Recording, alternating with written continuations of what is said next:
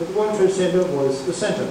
It consisted of 7 buildings in total, and they have numbered the North Tower as number 1, the South Tower is number 2, number 3, the Marriott Hotel is about 22 stories lying in the back.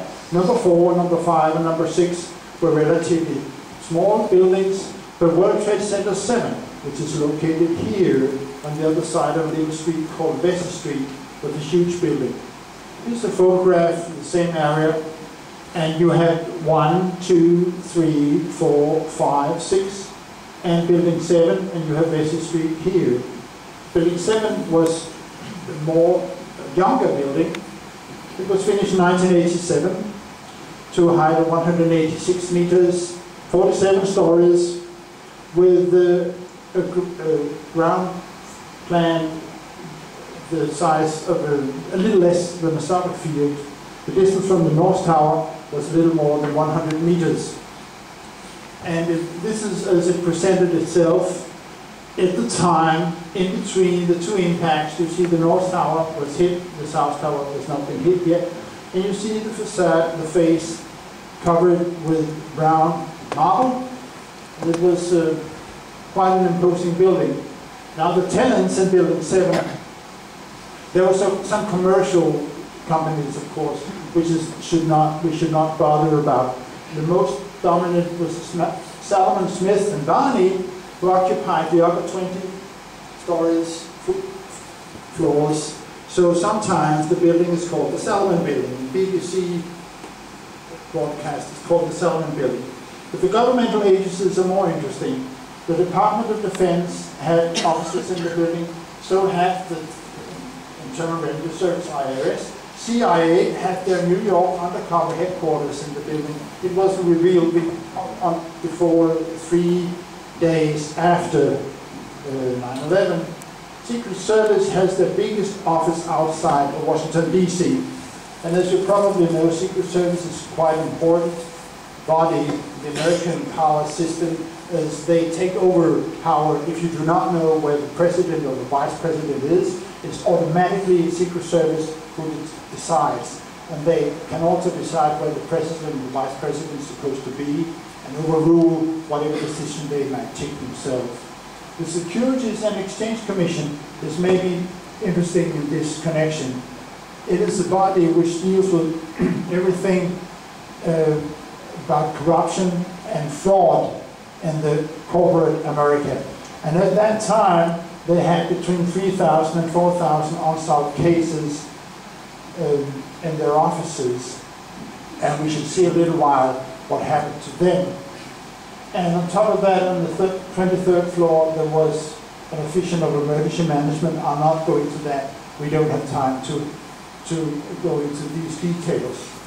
Now our timeline moves to 20 minutes past 5 in the afternoon, where this thing happened.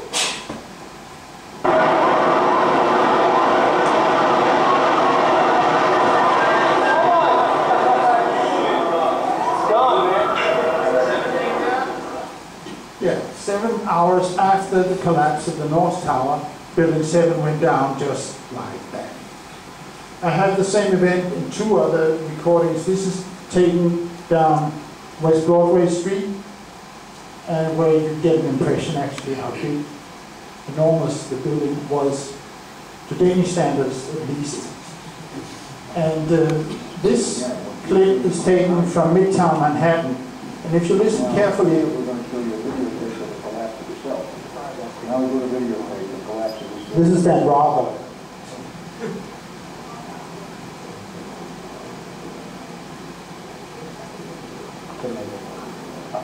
Amazing, incredible picture word. For the 3rd time today, reminiscent of those pictures we've all seen in much of television before, a building was deliberately destroyed by war-type gunmen to knock it down.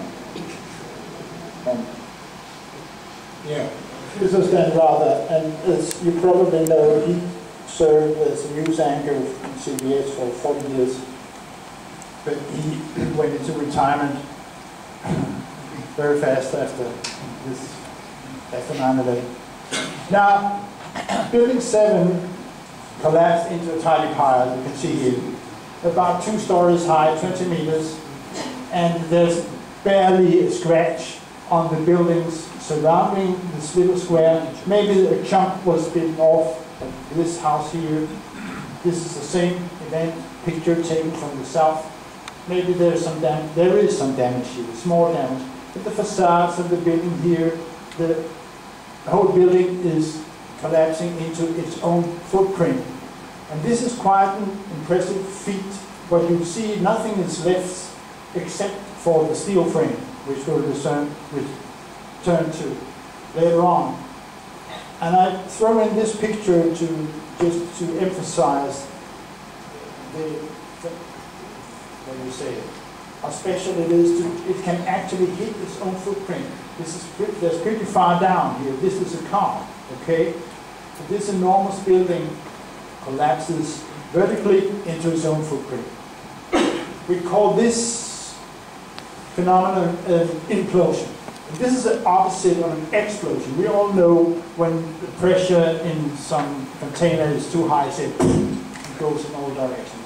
Now imagine that if you had lungs like Superman, and you could suck out all the air in a can, soda can, and it will go, it will collapse into itself. This is an implosion. And this is what happened to Building 7. All the interior went down first, and then the outer panels kind of fold in on top of that. And quite neatly. Now, when I started looking into this and discussed this with my friends, there's something, well, it's no surprise. You have 300 tons of tower, which is collapsing just nearby, and so maybe the ground was shaking, okay, and the foundation of Building 7 was destroyed, so it collapsed afterwards. But my response would you expect this to happen with 7 hours delay? Well, maybe not.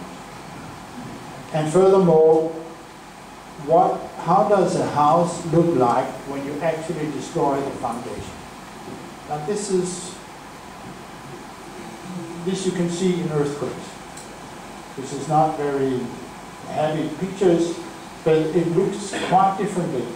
These pictures are from Taiwan and from Kobe, Japan, and from Korea. And this I've thrown in because what obviously was happening here in this earthquake is one column in this building failed.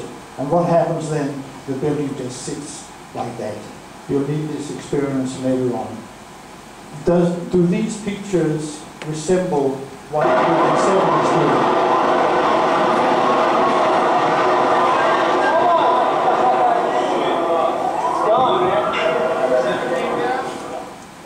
No, this is different, isn't it? Now, one may speculate, people have speculated, how fast did Building 7 go down? And there is a brilliant American physicist called David Chandler, a physics teacher, who has taken the effort actually to track frame by frame. The last video I showed you, you know there are 30 frames in a second. And this is the same video.